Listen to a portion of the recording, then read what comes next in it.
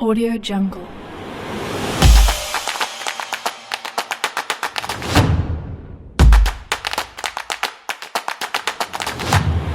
Audio Jungle.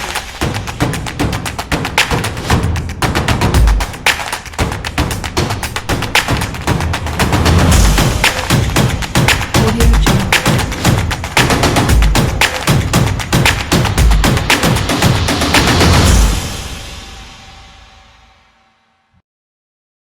Hello दोस्तों, तो स्वागत है आपका हमारी पाइथन प्रोग्रामिंग की ट्यूटोरियल सीरीज में।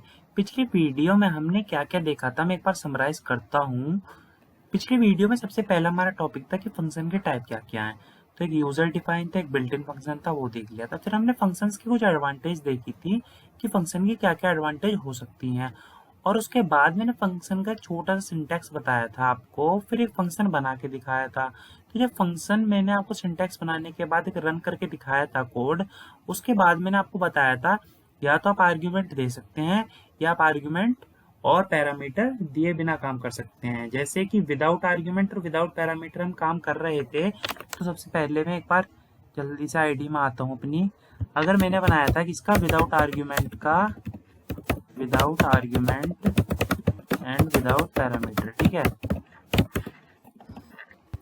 तो अब मैं अगर डेफ कीवर्ड का यूज करके विदाउट आर्ग्यूमेंट और पैरामीटर का मैंने बनाया है तो सिंपल था, ठीक है। जैसे ये है, अब y की कुछ वैल्यू दे देता हूँ मैं 20, c इक्वल्स टू मैं x प्लस वाई कर देता हूँ, और मैं फिर c को प्रिंट करवा लेता हूँ। फिर कॉलिंग पार्ट के लिए ऐड को कॉल कर लूंगा, ठीक है। तो अब ऐड को कॉल कर लेता हूँ। तो ये था, कुछ बड़ी डील नहीं थी, कर लिया था हमने। अब मैं इसे रन करूंगा तो रन करके दिखा देता हूँ, आपको आउटपुट आ जाएगा आपका 30, ठीक है। ये देखिए रन करते आपका आउटपुट आ गया 30। अब कोई दिक्कत नहीं थी। तो दोस्तों यहाँ तक मुझे समझ में आ गया था। आज की वीडियो में हमारा मोटिव होगा, हम देखेंगे रिटर्न स्टेटमेंट क्या होती है सबसे पहले, ठीक है। रिटर्न स्टेटमेंट के बाद हम ये देखेंगे, रिटर्न स्टेटमेंट होने के बाद कि नेस्टेड फंक्शन क्या होता है, कि नेस्टेड फंक्शन कैसे होता है, किस तरीके से वर्क करता है ना। फिर उसके बाद मैं आपको बताऊंगा कि एक्चुअल एंड फॉर्मल आर्ग्यूमेंट क्या होती हैं, एक्चुअल एंड फॉर्मल आर्ग्यूमेंट क्या होती हैं। इसके बाद देखेंगे हम रिकर्सन। तो आज की वीडियो में इस टॉपिक को खत्म करेंगे, इन सबको, और फंक्शंस की चीजों को एक एक करके डिटेल में देखेंगे। अब मैंने आपको जैसे रिटर्न पैरामीटर समझाने से पहले, अगर मैं एक आर्ग्यूमेंट दे के जैसे डेफ ऐड करके लिखता हूँ, ठीक है, लिखता हूँ मैं ऐड और यहाँ मैं वाई दे देता हूँ। ऐड का फंक्शन बना रहा हूँ, आप किसी का भी बना लेना, बस आपको सिंटैक्स बेसिक पता होना चाहिए। फिर उसके बाद मैं लिख देता हूँ सी इक्वल टू मैं एक्स प्लस वाई, है ना। अब मैं यहाँ पे प्रिंट करवाता हूँ किसको, सी को। तो प्रिंट करवा लेता हूँ मैं सी को। उसके बाद में यहाँ पे ऐड में कॉल करके अगर पास करता हूँ पैरामीटर में 20, तो जो काम इसने करा था वही काम इसने करा है। या तो मैं दोनों पैरामीटर देता है एक्स वाई, तो यहाँ पे वेरिएबल डिफाइन नहीं करता। अगर मैंने यहाँ पे वाई के लिए दिया है तो यहाँ से मुझे पता है मेरी कॉल होने पे वाई पे यहाँ वैल्यू चली जाएगी, फिर ये पूरा प्रोसेस होगा और मुझे 30 आउटपुट में आ जाएगा, ठीक है। अब मैं बताता हूँ कि रिटर्न स्टेटमेंट क्या वर्क करती है, ठीक है। यहाँ तक मुझे आ गया समझ में। ये प्रोग्राम को देख लीजिए आप, इसमें ही रिटर्न अप्लाई करता हूँ मैं। तो रिटर्न किस तरीके से वर्क करती है, जैसे मैंने डेफ कीवर्ड का यूज करके फंक्शन बना लिया ऐड नाम का। उसके बाद मैंने वाई सिंपल एक आर्ग्यूमेंट दिया, वो तो आप पे डिपेंड करता है, आप विदाउट आर्ग्यूमेंट और पैरामीटर देके किस तरीके से बनाना चाहते हैं। सॉरी, पैरामीटर दिया, ठीक है। अब देखिए एक्स की वैल्यू इसमें देता हूँ 10। उसके बाद मैं कर देता हूँ सी इक्वल टू मैं एक्स प्लस का वाई। अब मैंने यहाँ से मैं जो है प्रिंट सी कर देता था, अब मैं करूंगा रिटर्न सी, ठीक है। और यहाँ पे फिर मैं एक सम नाम का वेरिएबल बनाऊंगा जिसके अंदर कॉलिंग पार्ट को रख के उसके अंदर वैल्यूज पास कर दूंगा। जैसे 20 मैंने पास कर दिया। अब मुझे प्रिंट करना होगा सम को। अब चीजें वर्क कैसे करी, सबसे पहले फंक्शन कॉल हुआ, यहाँ से 20 चला गया वाई में, फिर पूरा प्रिंट होके यहाँ पे मुझे वैल्यूज मिल गई 30। फिर रिटर्न सी पे यहाँ पे कितनी वैल्यू हो गई 30। अब ये 30 जाके इस सम नाम के वेरिएबल में स्टोर हो जाएगा और ये सम मुझे प्रिंट होके मिल जाएगा। तो रिटर्न स्टेटमेंट मेरी इस तरीके से काम करती है कि प्रिंट बाद में हम करा लेते हैं उसको जिसमें हमारे वेरिएबल में वैल्यू स्टोर हुई है हमारे कॉलिंग पार्ट की।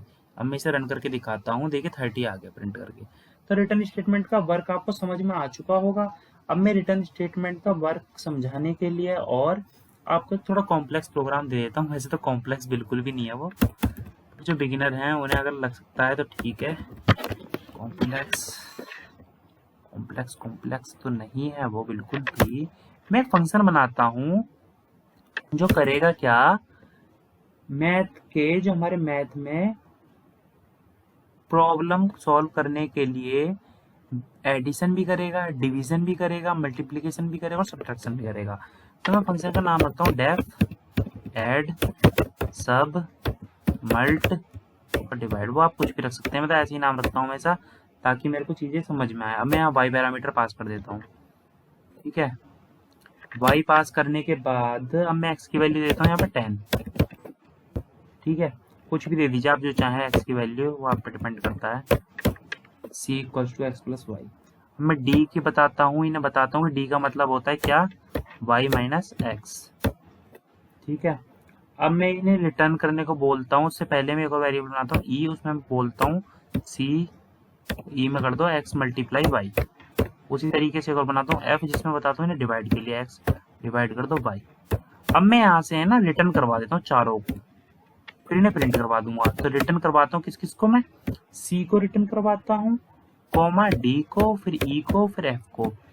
यहाँ तक कोई दिक्कत नहीं होनी चाहिए। उसके बाद एक मैंने सम, कॉमा सब, कॉमा मल्ट, कॉमा डिव।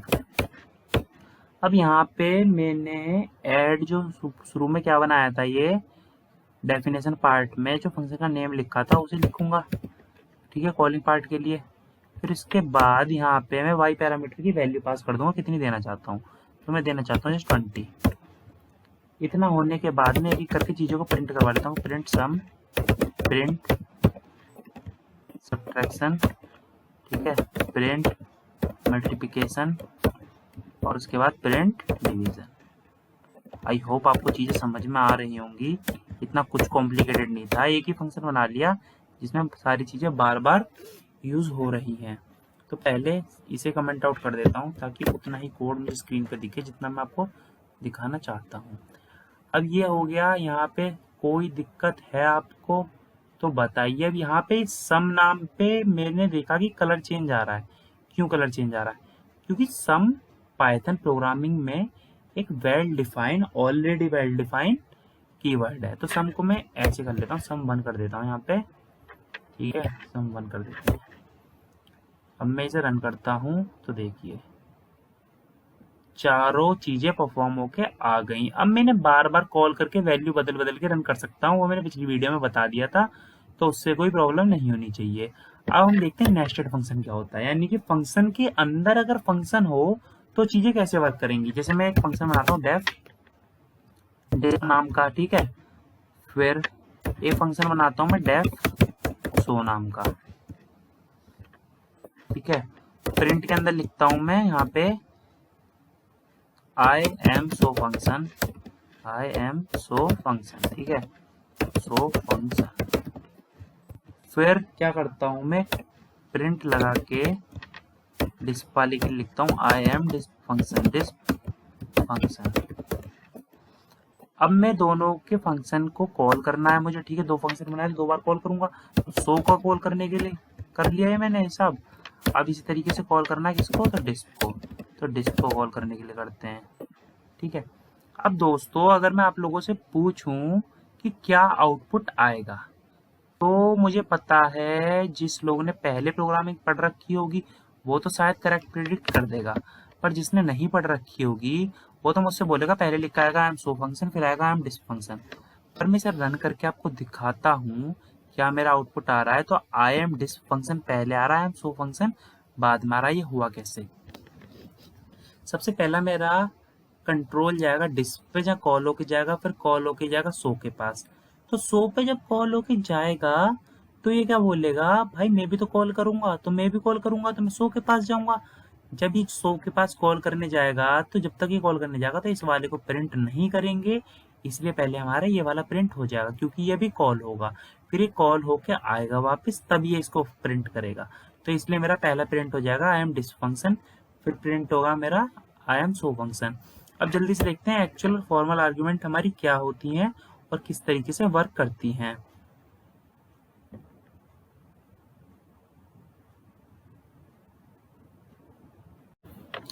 तो एक्चुअल और फॉर्मल आर्ग्यूमेंट को देखते हैं। तो सबसे पहले मैं फंक्शन बना लेता हूँ डिफाइन मल्टीप्लाई नाम का, मल्ट नाम का, इसमें x, y दो वैल्यू देता हूँ। उसके बाद मैं लिखता हूँ c customer x multiply y, फिर मैं प्रिंट करवाता हूँ c को, ठीक है। फिर यहाँ कॉलिंग पार्ट के अंदर फिर मैं करता हूँ यहाँ पे हमारे आर्ग्यूमेंट को पास। तो मैं आर्ग्यूमेंट कर देता हूँ 20,20। अब मुझे पता है क्या करेगा, ठीक है। यहाँ से दोनों वैल्यूज जाएंगी, यहाँ पे दोनों मल्टीप्लाई होगा, यहाँ प्रिंट होकर आ जाएगा, ठीक है। अब ये एक्चुअल आर्ग्यूमेंट क्या होती है, फॉर्मल आर्ग्यूमेंट क्या होती है, जो हिंदी में लिख देता हूँ, ठीक है, ताकि आप लोगों को जो कोड मिले अच्छे समझ में आए, क्योंकि नोट्स में तो इंग्लिश में लिखा ही है। तो जो आर्ग्यूमेंट मेरी फंक्शन डेफिनेशन में होगी, फंक्शन डेफिनेशन में प्रेजेंट होगी, उस आर्ग्यूमेंट को बोलेंगे हम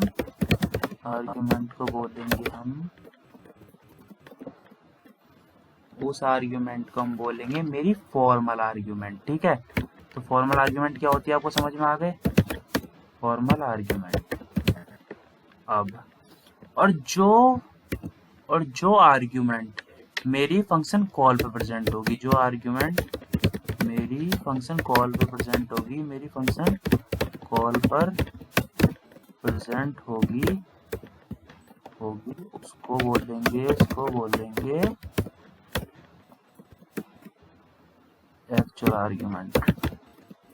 यानी कि यहाँ जो वैल्यू प्रेजेंट है वो एक्चुअल आर्ग्यूमेंट है, वो वाली वैल्यू फॉर्मल आर्ग्यूमेंट है। हमेशा एक्चुअल आर्ग्यूमेंट हमारी जाके कॉपी हो जाती है किसमें, फॉर्मल आर्ग्यूमेंट में, ठीक है। तो मुझे एक्चुअल और फॉर्मल आर्ग्यूमेंट भी पता चल गई। अब आता है रिकर्सन क्या होता है। तो अ